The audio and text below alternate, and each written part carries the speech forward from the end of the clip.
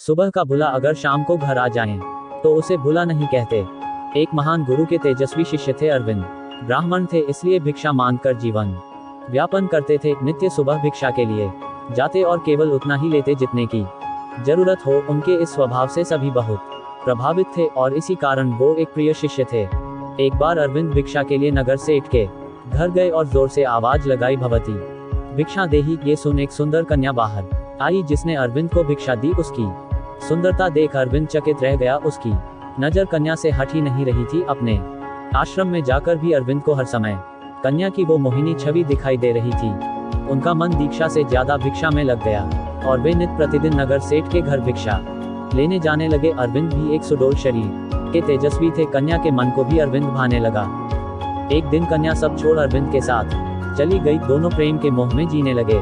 अरविंद के पास जो भी था वो सब खत्म हो गया। उनके इस व्यवहार के कारण उनकी छवि भी खराब हुई और सभी अरविंद से दूर हो गए। जिसका आभास तक अरविंद को ना था, वो बस मोहिनी के प्रेम में पड़े हुए थे।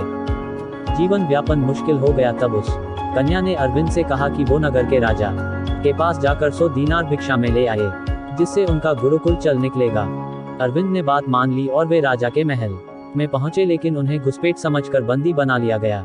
दूसरे दिन राजा के सामने पेश किया गया। तब राजा ने उनसे सब बताने को कहा। अरविंद ने सत्य का हाथ अब तक न छोड़ा था, अतः उसने सारी बात राजा को बताई। ये सुनकर राजा को हंसी आ गई और उसने अरविंद से मुंह मांगी भिक्षा मांगने को कहा। अरविंद को इसकी अपेक्षा ना थी। उसके मन में लालच आ गया। उसे लगा अच्छा अवसर है, इतना मांग लेना चाहिए कि जीवन पूरा बिना कार्य के कट जाए। और उसने बिना विचार किए राजा से उनका राजपाट ही मांग डाला। ये सुनकर सभी सभासद आश्चर्यचकित रह गए। राजा ने हंसकर कहा, हे भिक्षुक, आप जैसा कहते हैं वही होगा। आज से इस राज्य के राजा आप हैं। मैं और मेरा परिवार अब से वन में वास करेंगे।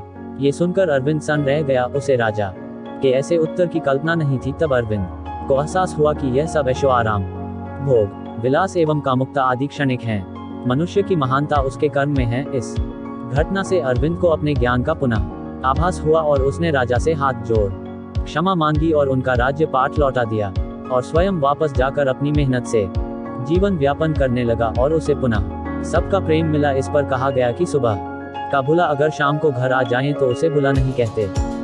ये कहानी इस कहावत को चरितार्थ करती है। आज के समय में मनुष्य कामुकता के पीछे इस कदर भाग रहा है कि उसे अच्छे बुरे मान सम्मान का भान तक नहीं रह गया है, और अगर समय रहते इसका उपाय ना किया जाए तो उस मनुष्य का पतन निश्चित है। किसी भी स्थिति में मनुष्य को अपने आधार मार्ग एवं सत्य को नहीं छोड़ना चाहिए, लेकिन अगर किसी से ऐसी गलती हो जाए और उसे इसका भान हो, साथ वह इसका प्रायश्चित करने की इच्छा रखता हो, तो ऐसे व्यक्ति को दोषी कहना गलत होगा। उसे उसकी गलती सुधारने का पूरा मौका दिया जाना चाहिए। इसलिए कहते हैं, अगर सुबह का भुला शाम को घर आ जाए तो उसे भुला नहीं कहते। ये कहानी आपको कैसी लगी कमेंट बॉक्स में जरूर बताएं। लाइक और सब्सक्राइब जरूर करें।